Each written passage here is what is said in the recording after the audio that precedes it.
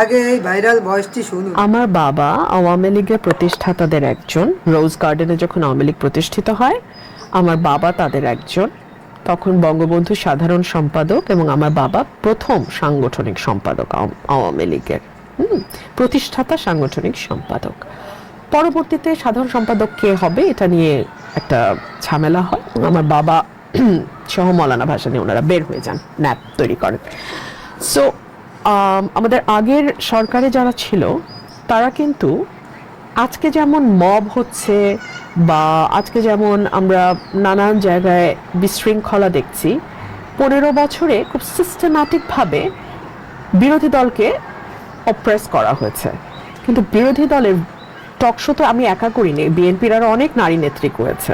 কজনকে কারাগারে যেতে হচ্ছে শুধুমাত্র টকশো করার কারণে?